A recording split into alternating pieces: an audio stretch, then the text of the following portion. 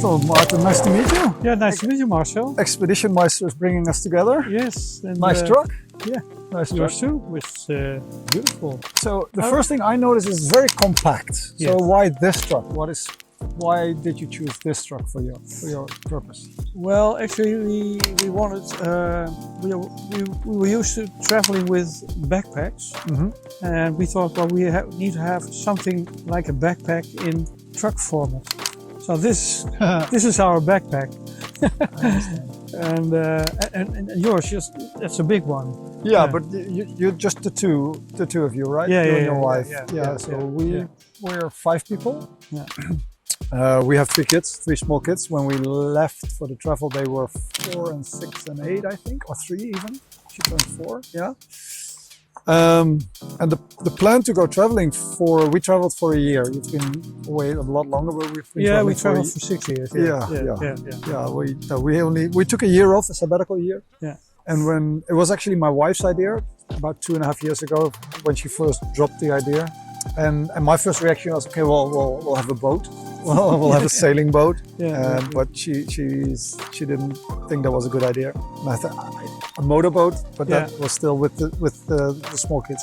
So we decided on a camper, and the first phase I went through is just learning. We had never owned a camper. We had never been camper in a camper or in a van. So I started this phase of learning and finding out. I just went to ads in the marketplace, and I looked at a lot of campers, like regular white plastic campers. And the thing that I noticed is that most were too small for 3 kids. So the regular campers were too small. Then I looked at a truck camper, but it was a 2-wheel drive, like a motorsport camper. Yeah. And I thought, now we have the room, but not the 2-wheel drive on a grass field, starting to rain, stuck. Yeah. And that's when I was introduced to 4-wheel drive trucks, or overland trucks, expedition trucks, and that's when I got a big smile on my face. Yeah. And I thought, now we're talking. Yeah.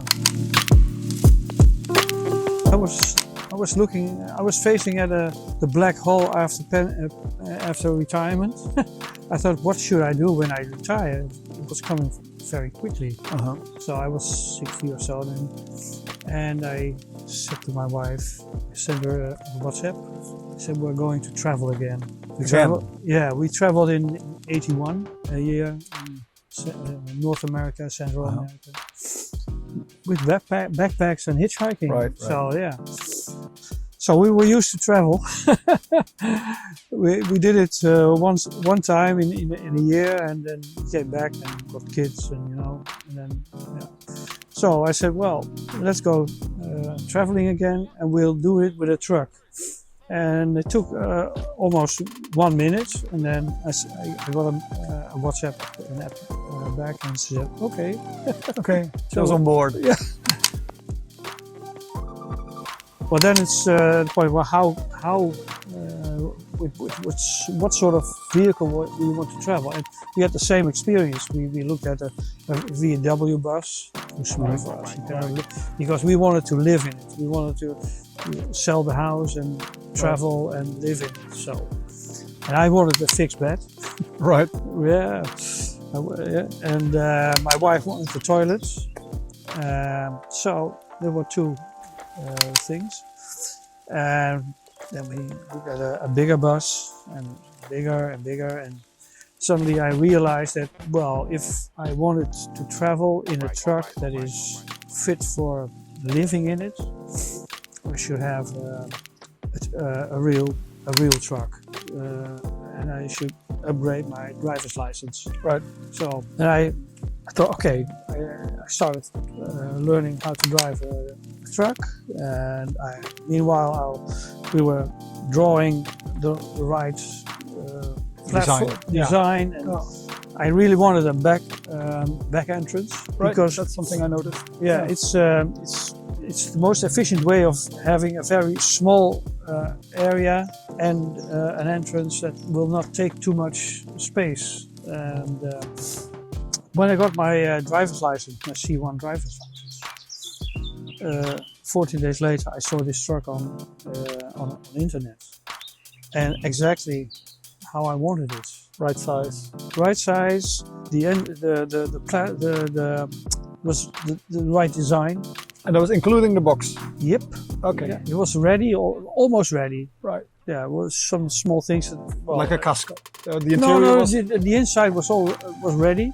Oh, okay. Yeah, it was beautiful. I like the inside, all the shrine work, etc. And well, we wanted. There was not a toilet in it yet. It was just a porta potty.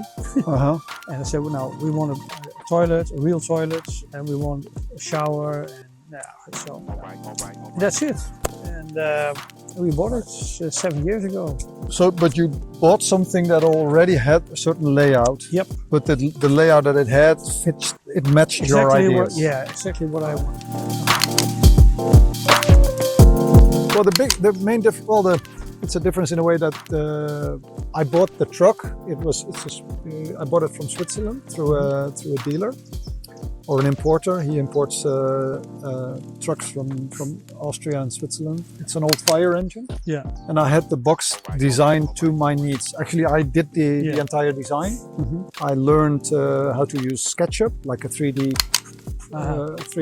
computer program for some simple drawings. Yeah.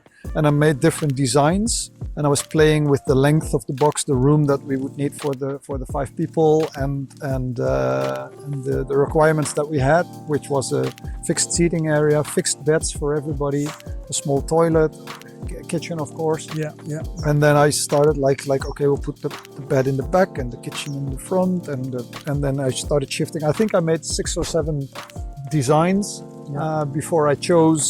Actually, I chose the one that I started off with, which is a very traditional design with the seating area on one side, the bed on the other side. But I played around, and then I played around with the dimensions as well. I tried to make the box. I tried to keep the box as small as possible, but still containing everything that we need. Yeah. Bigger is not necessarily better. Mm-hmm. I tried to make the wheelbase as perfect as possible, because the wheelbase had to be extended anyway, so I could play around with that as well. And it took a lot of work to find the right balance between wheelbase, total length of the vehicle, length of the box. Yeah. And because it's a double cabin, it takes up a lot of space already for the cabin, just the cabin, and then the living unit makes it a whole a big thing. And then I found a builder, and I said, "These are my drawings. Can you build this for me?" I built it to spec. Was there anything you wanted that is not necessary anymore? Or it was superfluous? Yeah, a lot of people have asked me, what would you do different? And to be honest, I'm quite happy with the way it turned out. And I realized that the whole process of designing and building it is a continuous series of decisions and trade-offs, and then you go talk to experts, and one expert is very enthusiastic about this, and another expert is very enthusiastic about that, and I tend to listen to all of them and then form my own opinion.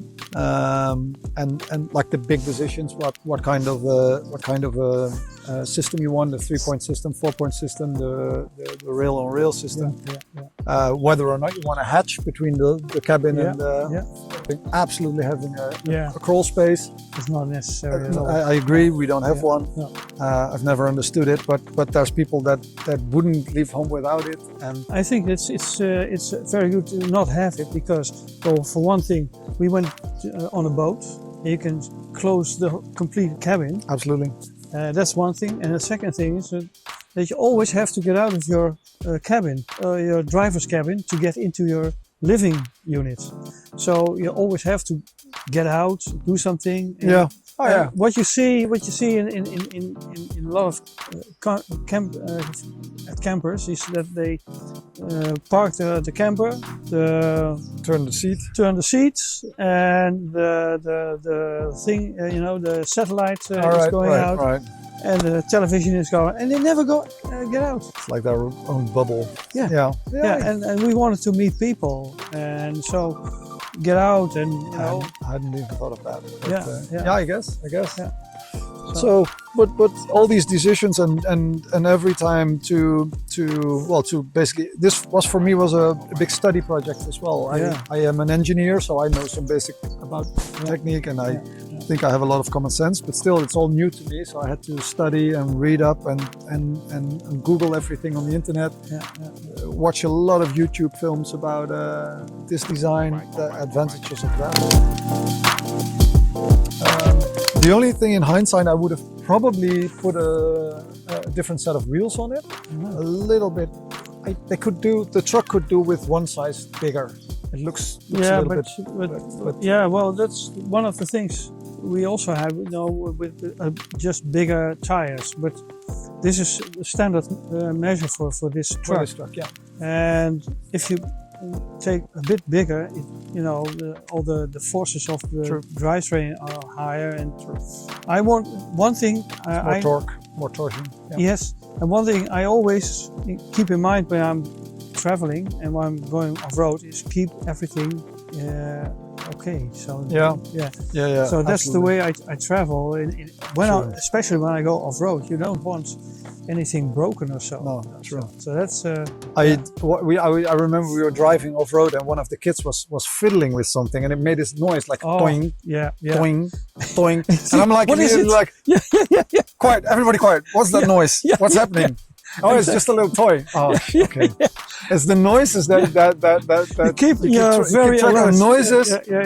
Smell sometime, and the meters. All the meters should be in the right. Yeah. And then they all, for me, they all have to like this, you know. And but especially the noise. If it's different, if it sounds different, something's up. Yeah. The same thing. But we from technical point of view, we wanted to have a real off-roader. So short wheelbase, high on the wheels, and all the weight between the wheels. Yeah. So we never. What's the distribution? About 50-50? 50-50, yes. Nice. Yeah, 50-50. Yeah. And that's absolutely perfect. Also we can also drive on the highway, 80. Now that's perfect, and it doesn't do anything. It just goes straight on, and it's like Well, the noise, of course, you always have a little more noise than in a Toyota Prius. True. And with these tires, probably a little bit more than with my tires. Yeah. My tires are like 80-20s. Yeah, so these are a bit more noisy. A bit more off-road. Yeah. Construction. But I like it. Yeah, we have the batteries here, and on the other side, the batteries from the household. This is the water, and on the other side is the diesel, and they're a bit the same. So we have a very good. Was anything you would want different, or you're gonna do different on the next truck, if ever there's gonna be a next truck? But... Well, there was one thing. We have an inside shower and an outside shower, and the inside shower is only for emergency. You know, if you're really dirty. We hardly use it. But we really want to take the shower outside. That's much better. And most of the time, if we want to wash ourselves inside, we take a washing hand and some soap, and that's okay. Yeah, I mean, understandable. And so that's probably the only thing that we change, that we don't take an inside shower. So. Now that you mention it, we have a washing machine, because we thought with 3 kids and we do at home we do a lot of washing, so we have an almost full-size washing machine in there. You have the small ones that you can put on the wall, but we have under the bed in the garage is a washing machine, but we've hardly ever used it because we do a lot of washing. But the washing machine, especially when it spins, it goes to the maximum of what the converters can handle in amperage, and so it's really testing the limits of the system. So the builders advised us to only use it when we're plugged into, and when we're plugged in, we're probably on a campsite or anything where we have washing machines, usually bigger than ours, usually come with dryers, and we don't have a dryer. So we used it in the beginning. We used our washing machine once I think it was in February. It was still cold, it was a bit damp, and then we had all the washing on the clothing lines inside for 3 days because it wouldn't dry. So I think we used it maybe 3 times in the whole trip. So do you really need a washing machine? I don't know, unless you really plan on going off-road for a long time. Yeah, but what we do is we have outdoor clothes. Well, that's for one. And they dry instantly. You rinse them. Yeah. 5 minutes. Yeah. Great. So Totally. also our closets, they're not. Don't have big closets. No. So everything is in the all these outdoor clothes are there. And what's the maximum you can go off road or off grid? Off grid. Well, we stood for a week in Rouen in the middle when it was clouded and raining, and we stood there for a week. And I had to one time I had to start the engine again for 1.5 hours to get For energy. Yeah, for energy. Oh, yeah, okay. But now, well, since we were in Sevilla, we made a trip of 5 months, and we were in Sevilla in January, I think, end of January. And since that time, we never had any plug-in. You didn't plug it in? No, not at all. No. And fresh water? How often do you need fresh water? Well, we can do 3 weeks for this. Oh, really? Yeah. Oh, yeah. That we won't manage that with a family yeah, of well, 5. we were 2. Yeah, that's a difference. Yeah, and if we are very careful with the water, we can do 4 weeks or so. Nice. Yeah. So how many liters do you have? 260. 260. Yeah, for 2 people, and we have 400 liters for 5 people. Yeah. Yeah, that's for us. It's 10 to 14 days if we're really careful, and we don't flush the toilet too much. But yeah, we use the grey water for flushing the toilet. Okay, well, that's actually So we have better. two tanks of 90 liter, grey and black water, Yeah. and we don't use any chemicals for that. And when we were in nature, we can just open it and flush the toilets and the grey water. And you have some solar panels on the roof, right? Yeah, we have 1 solar panel. 1, okay. 21, yeah. Okay. 300 watts. Yeah. That's enough for us. Yeah, nice. Yeah. Yeah, nice. And when it's winter, when there's not too much sun, and we have the heater on, the heater takes a high peak voltage when it starts. Yeah.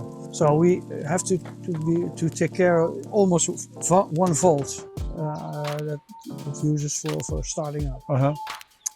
So we have to be careful when it's dark and short days. Then we have to be careful with the batteries. But For the heater specifically. Yeah, specifically. Or that's a diesel heater or not? Yeah. But for the ignition it uses the electric current. For the ignition. When it's running, it doesn't use electricity that much. No. And it taps the diesel just from the diesel tank? Yeah. Like a little pump. Yeah. Nice. And is that also heats up the water? Yep. It's like a dual, like a Webasto. Yeah, it's a Webasto. Same here. It also works on 4,000 meters. Yeah, nice. This one, it's we tested it. That's funny because even with all the decisions to be made and all the debates whether this is better or this is better, there's certain standards that you come across over and over again. Webasto for heating. Most trucks that I know of have Victron equipment. Yeah, it works. It works very decently. Victron, Webasto, it's all good. Yeah. But one thing about the diesel heater on high altitudes, most of them have a high altitude sensor. Yeah. But it doesn't always work. So I thought, well, I will take a very strong diesel. It's a 8 kilowatts diesel heater. Okay.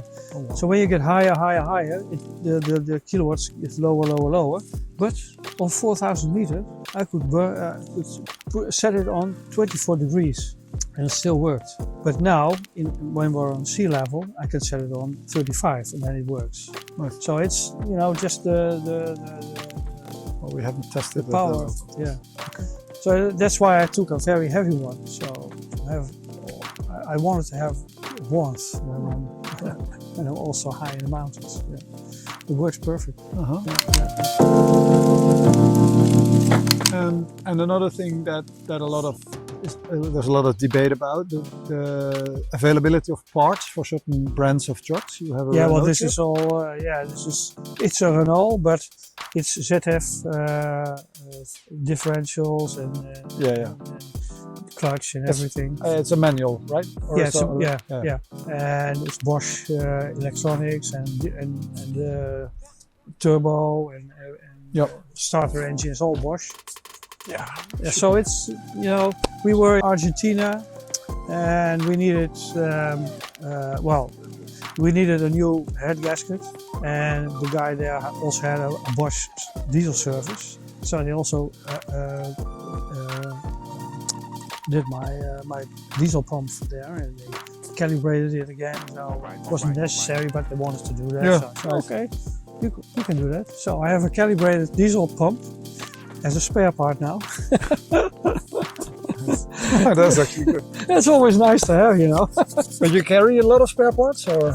Well, not today, but normally when we're going for a long trip, like for instance in Morocco, I have a turbo, I have the alternator, the water pump.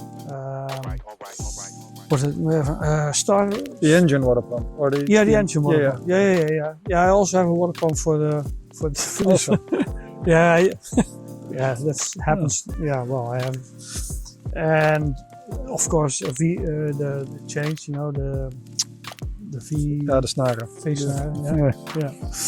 I know what you mean. That sort of things. Yeah. Well, so the necessary things I have. But you don't want to get stuck and don't have any, especially, well, turbo is not necessary. You can drive with a turbo that is not perfect, but you know, an alternator is nice to have. True. Yeah. And you, how much do you have? How much do you don't spare parts? No? Hardly. No, hardly. Yeah, some really basic stuff, but like filters and water filters. Yeah, of course, yeah. But we knew that we were going to stay within Europe, okay, so I didn't really have to think about that. Yeah, it's a Mercedes, so there's a lot of, especially in Europe, a lot of available. Yeah. And the only thing that really broke down during the trip was the water pump, not from the truck, but the interior water pump. And that was actually, and I found a new one in Lithuania with some help of a local guy that we met, and he did some calling around, and I found another one. I was actually quite lucky. It was quite hard to find one from a different brand, but with the same specs. Yeah. The only thing is that mine was like this high and a bit wider, and this one had the same capacity, but it was longer and smaller, so it wouldn't fit in the place that it was built in. So I had to change some things, and everything is a little bit cramped in there. So, but well. Yeah, well, when it's also good that every day now and then something breaks down. Yeah, like small stuff. So to keep you a little bit. Yeah, but if occupied. a water pump doesn't work, that's a disaster. You can't get the water from, you know. No, it's very very essential. Yeah. It's a very little thing, but I realized that it's essential. Yeah. True. But when we went to South America, then you need some spare parts with you. It's I guess because everything breaks down there, and yeah. To be very honest, this was one of the things that I hadn't really given much thought in the preparation. No. Also because we were staying in Europe, and because I wasn't really that experienced in traveling this way as well. So probably if we were ever to go to South America or Africa, I would really make a list of and try to talk to a lot of experts on what we would need or not. Yeah, well, there's a standard list, you know, water pump, alternator, starter engine. Those are the essential things. And probably the V-snaren. Yeah. Yeah. And I notice you don't have any like a torsion system for the thing. No, it's a very short vehicle, and so torsion is very very low on this. Yeah. So and I don't like these wobbly things. You get seasick, and so that's a personal. Yeah, that's a personal thing. Yeah. Because I know there's a lot of debate about that between the specialists on what. Well, if you have a big one like this and you go through heavy off-roading, then it may be useful. But one thing is that we went last trip. We went to the Sahara and we had to climb a hill of 45 degrees. Oh wow! We were enclosed by water in the Sahara. Okay. You don't believe me, but it's really true. So we had to go up, and I went a bit like this, you know. So I felt suddenly I felt the truck almost tipped over, so I could correct it. But if I had a like a 3-point system, would have. I would have tripped like that. Yes, man. It was. My wife still has nightmares from it. That can be scary. But if, well, like that's what I said. Somebody told me, well, with this system you can lift one wheel like more than half a meter and nothing will still happen. And I'm like, yeah, but I'm not going rock climbing with it. no, It's my house that I'm driving around. Exactly. I want to go off road and maybe, but nothing too wild, so I don't need it. We have this. I think they call it a rail-on-rail system, where the subframe of the box is just on the directly on the chassis. Same thing. Yeah. But with it's fixed in the end, and then there's a couple of a series of springs that will give it some wiggle room as you go forward. Okay, yeah. So it's like attached in the back, and it can do a little bit. There's a little wiggle room, not as much as in a 3 or a 4-point system, but more than enough for our needs. Yeah, this is we are completely fixed to the chassis. Yeah. It's bolted all around. Yeah. We were in the expo in Germany 2 weeks ago in the Abenteuer Overland. And what I noticed is that most of the new trucks have this system, this rail-on-rail system. There was a system from Poland or Russia. I don't know where they were from. They had this. I think it's better than a 3-point system. Yeah. I prefer this as well. Yeah. And I know there's a lot of people that are really favorite of the 3-point, and some builders as well. Yeah. And that's the tricky thing, I think, when you choose a certain builder, they tend to talk you into what they think is best.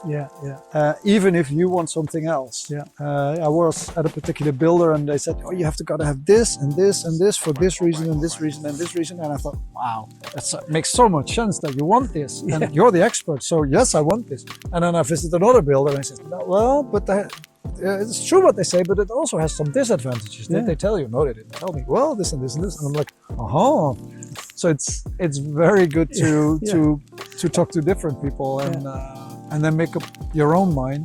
And then I think a good builder should be able to do what you want based on the information that you have, versus still trying to push what they think is right.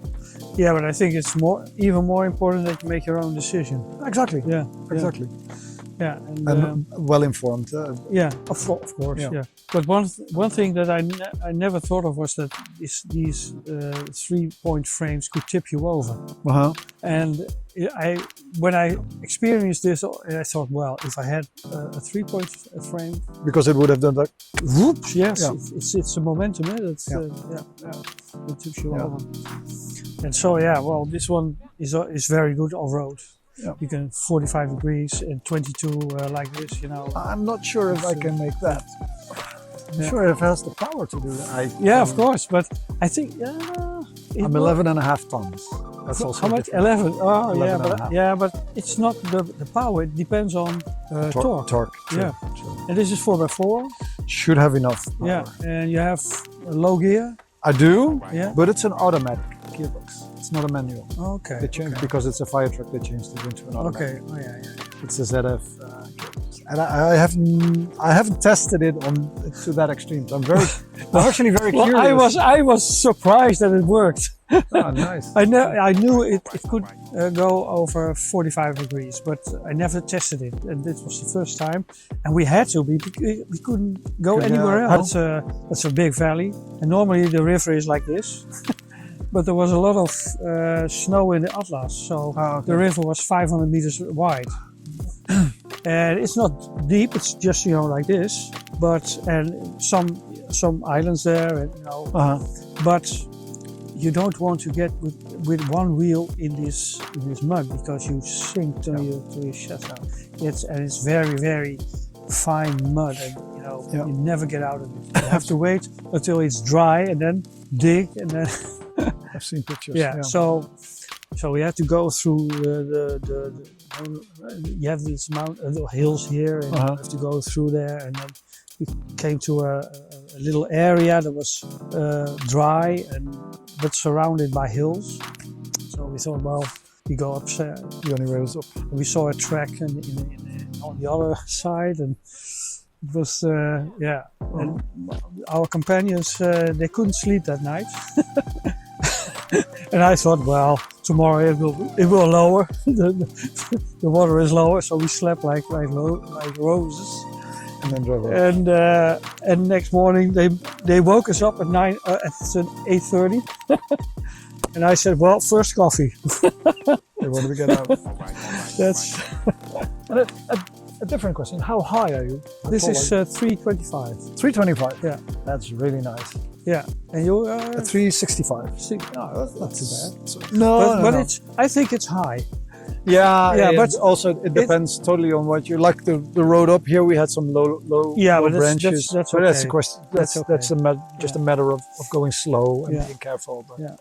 I mean, every car that I know, they have. If you look very closely, all these scratches. Yeah, and that's just we branches, and that's We were in it's supposed to be like that, I guess. last year we were in Albania, and there we suddenly we have a very adventurous navigation system. Oh, really? And it takes us to roads, and I thought, oh, how do I get here? Yeah. How do I get out of here? And I just go, and then take some branches with us, and you have a very nice Oh, yeah. thing like you also have. And One trip we made, and then Yeah. I had noticed when we got out of the car, my son told me, Dad, you took part of the tree, and there was a big branch stuck in the. yeah, big one. Yeah. So, Yeah, I had that same experience. We also got stuck on a nice grassy field right. in Uruguay. And it always happens. It only takes a little bit of rain. Yeah, well, we didn't know that it had rained for 3 weeks. Okay. And I wanted to cross a low-hanging branch of a big tree. And then I had to move from a gravel road to the grassy field, a nice grassy field. It was beautifully mown. Mm-hmm. And I thought, okay. And it always happens when you're not expecting it. And then I only had the rear-wheel drive on it, and there. Right. But then when you engaged four-wheel drive, No, it went deeper again. So we had to dig. That's the only time that it got stuck. Yeah, the only time. Yeah. you got out yourself. Yeah, That's a good thing. That's Yeah. You have to dig and make some wood and everything. So, did you get stuck anywhere? One time? Or? Not really. We towed some other campers, regular camper vans. We towed them to freedom, but I've never been stuck. But to be honest, we haven't done really extreme things. We were never in the Sahara because Morocco was still closed due to COVID, so we didn't get. So we toured Europe and we did a lot of off-roading, but it was mostly like gravel, dirt roads, Spanish desert. In Greece, a lot of off-road, and in Scandinavia as well, Poland. More like forest roads. No soft sand, and also not much grass. I always try to avoid the grassy things. The best. Yeah, well, one of the nicest countries that was South America. The freedom you have there while traveling. The only thing is that you have to cross borders, and you have to be patient with crossing the borders. You have to keep smiling, and sometimes it takes an hour, sometimes it takes 10 minutes, sometimes it takes a day. But once you once you cross the border, it's people are nice. They don't they're not pushy, and they're proud of what they do there, and Exactly. it's really nice to travel in South America.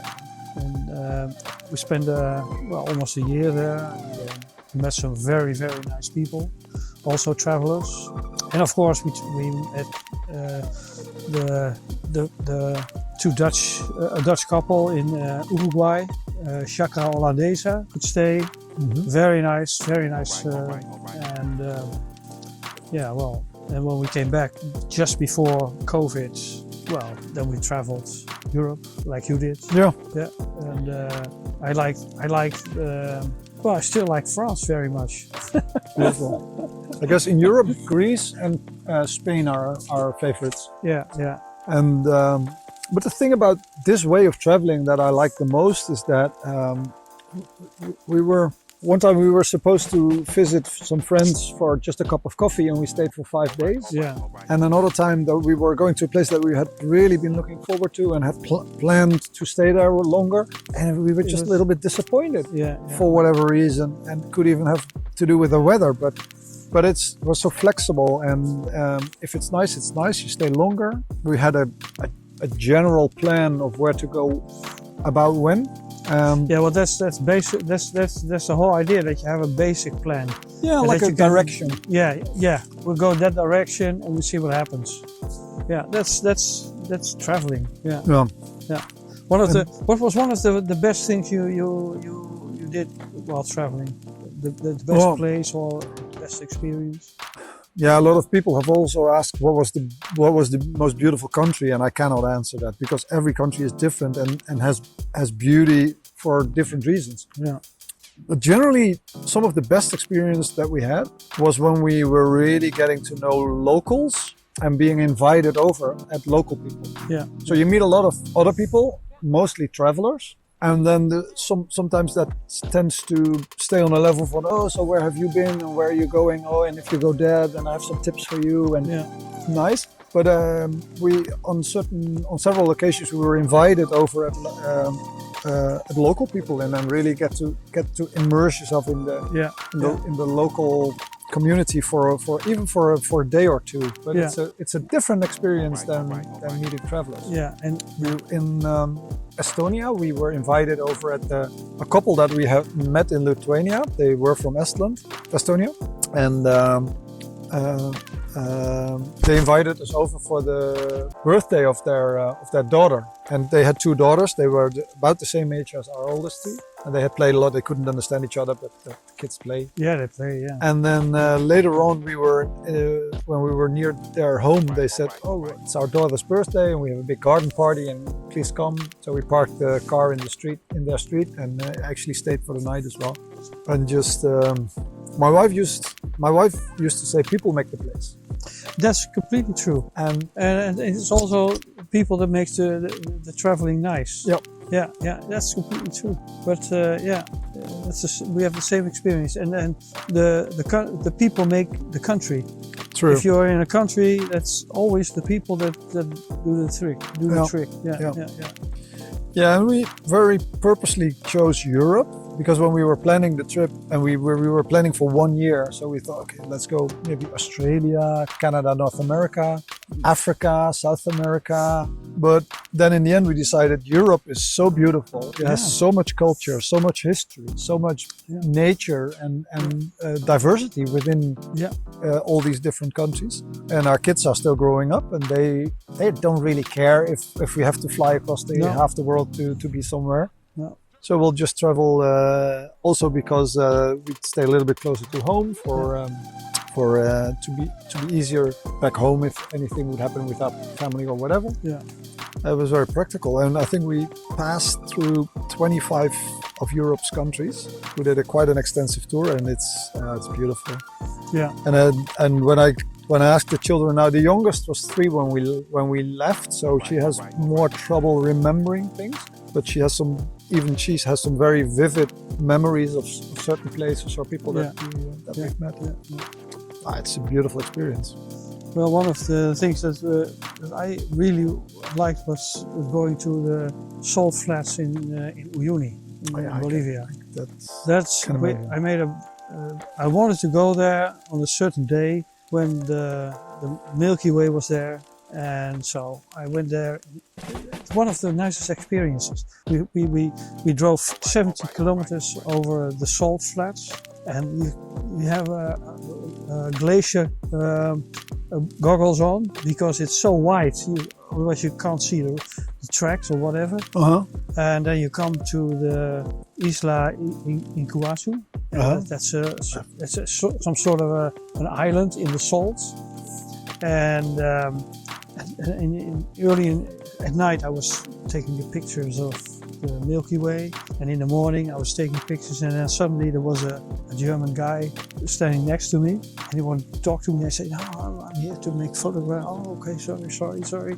So he went away, and I thought when I was ready, I said, I was a bit, rude again. So I walked around the island and saw him. I said, "Come on, some coffee." And it was a guy, Ludwig, and he was there on a small motorbike, 120 cc or so, something like that. Wow.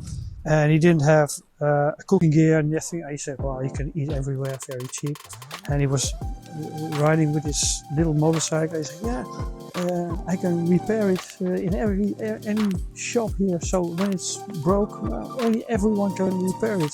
Instead of all these big, BMWs with Right. With all the electronics now. all the electronics, yes." And so we sat there in the middle of the salt flats with a coffee. He had cookies, and we were sitting talking there about our adventures, and that was one of the nicest experiences. It's very simple, and so. Yeah. It doesn't have to be spectacular. No. But sometimes there's certain circumstances come together. It's like the place that you're in. Well, the and place the is time. spectacular. Yeah, I can imagine. Yeah. Yeah, and we were dried out, all the salts, and we spent 2 days there, so that's Beautiful. And then we had to start the truck again on this high level, and my preheating system didn't work. Okay. So I used my hair phone to heat up the filter, the air filter. The air filter. Preheat.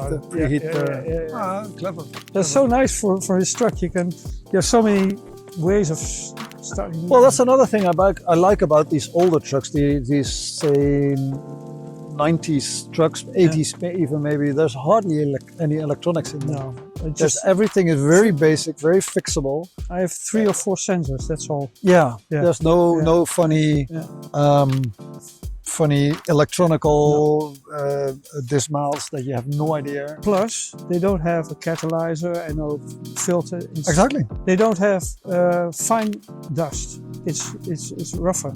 Yeah, true. You only have fine stuff when you have filters. And in my modern car, I have a light, and that light on the dashboard came on. It's some indication. And I went to the garage. I said, "This light is burning. What does it mean?"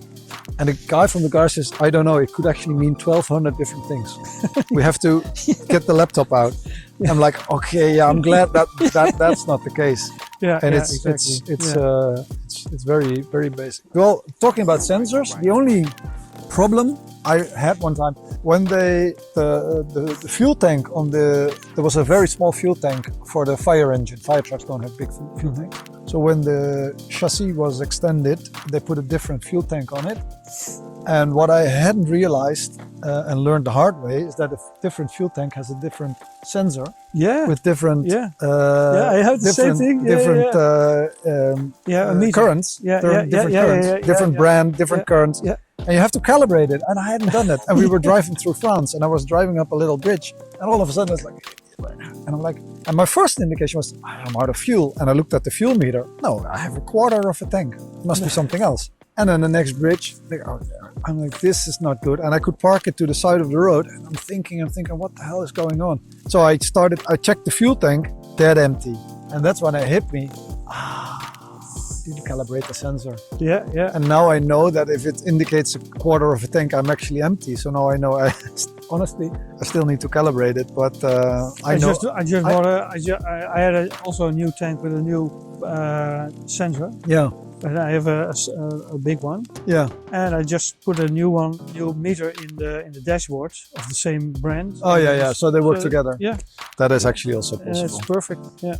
Yeah. But but the road back to the story. But back to the road to the salt flats.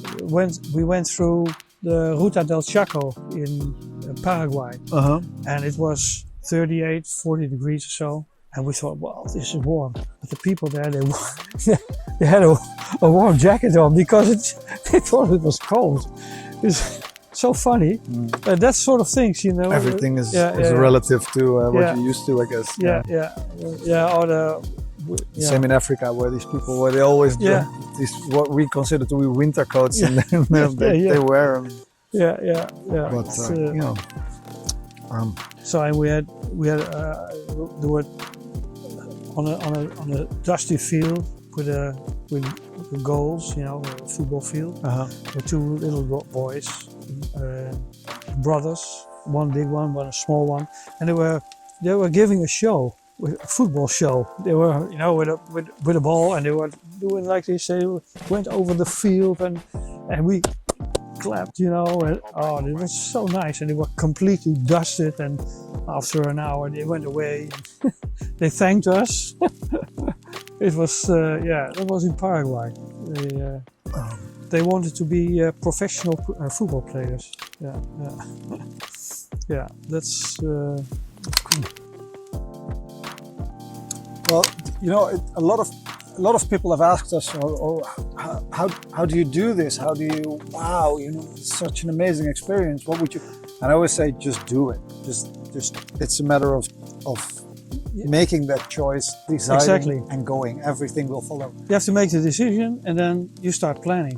Yeah, and then I guess there's three types of people, and we're both the last ones. There's the people that say, it's so great that you do this, but I would never dare, and I don't have the ambition. Well, I don't get my wife with it. I'm very happy at home. That's fine. Yeah. And then there's the dreamers. Yeah. One day I'm gonna do this, and one day, and I'm like, just do it. You know, they keep dreaming, and then there's just the people that they're either already planning or going or doing or have done, and just go. Yeah. Well, I think you shouldn't be afraid. That's one of the things. You shouldn't be afraid, and you should be a bit adventurous, curious about what happens next, and well, then, you know. But things will always work out. True, always. And that starts from the moment that you really decide to go. Exactly. So and it's always nice to meet a fellow traveler, full of stories and experience, and it's been really nice to share some of these experiences with you. And to hear your side of your truck and all. And it's, for one thing, that talking to you has made me want to go to South America now. So.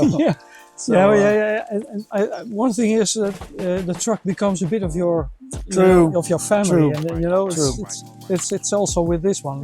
It's with a little pain in the heart that we're letting it go, but we're letting it go. It's for sale now. And, me too. And we'll see. There will be a next adventure someday. Yeah, we have some other things. You know, we have grandchildren. They are growing up, and they also need us. So well. Grandma and grandpa truck, as they call us. That's how they call us.